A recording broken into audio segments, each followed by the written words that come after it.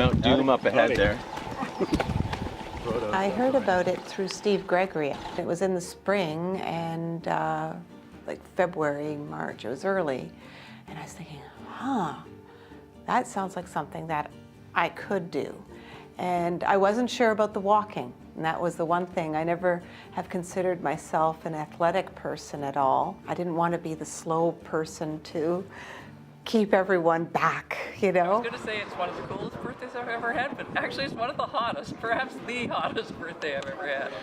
So yeah, it's really a neat thing to be doing on my birthday. I asked myself a lot of times why I went, and it became a kind of a walking meditation on remembrance. It was a chance to really consider this whole process of remembering people who went to war and people who died in the war. And both of my grandfathers fought in World War I, and my father's only brother was killed in World War II, flying for the British Air Force.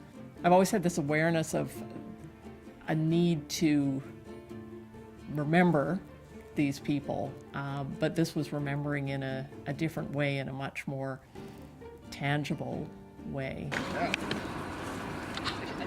Yeah, we were asked, does anyone want to dig? And I remember saying, okay, well, I will, you know, to put in a marker. And so we sort of built it, and then I ran and got some flowers off a tree. And I think that was almost the starting point of us looking at our role and saying, okay, yes, we're here to walk, but we're here to remember, and how should it look? You know, the whole remembrance aspect, it sort of evolved, and we defined how it was going to be for us. As long as you remember, someone's physical being may not be there, but as long as you remember them and keep people in your thoughts, then they're there with you. They're not dead.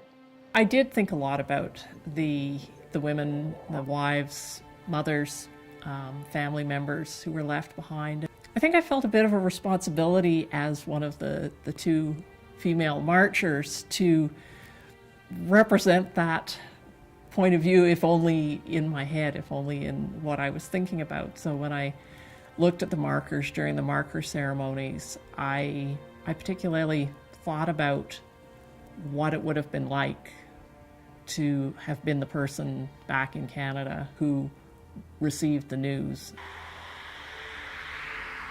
Dawn and I walked really well together. What Dawn and I had was non-conversation. And we both appreciated that time where we'd go out ahead and it was quiet, so we couldn't hear people talking behind us. This is our silent kilometer. Is it really? Yeah. Okay. Yeah, we do a silent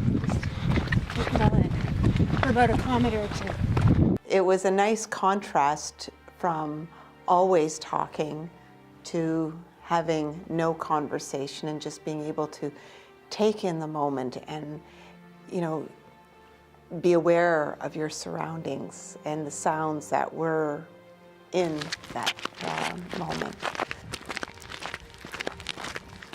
Yeah, I don't know what the temperature is. I don't know. I think it's pretty darn hot. We were in Regalbuto, and it was after the ceremony. It was a really hot day that day. I moved over into some shade, and there was a little old woman, very small, petite woman, standing there in the shade as well, and she smiled up at me.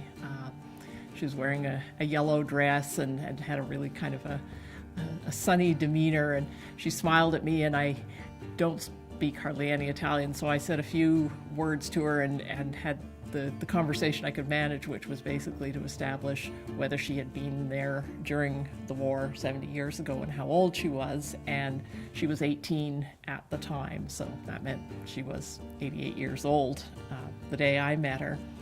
And that was as far as my language took me, and she obviously didn't have any English, but she grasped hold of my wrist and held my arm and just looked right into my eyes and smiled at me, and that there was just this communication that happened I'm not sure exactly what she was saying, but there was a real warmth to what she was trying to communicate.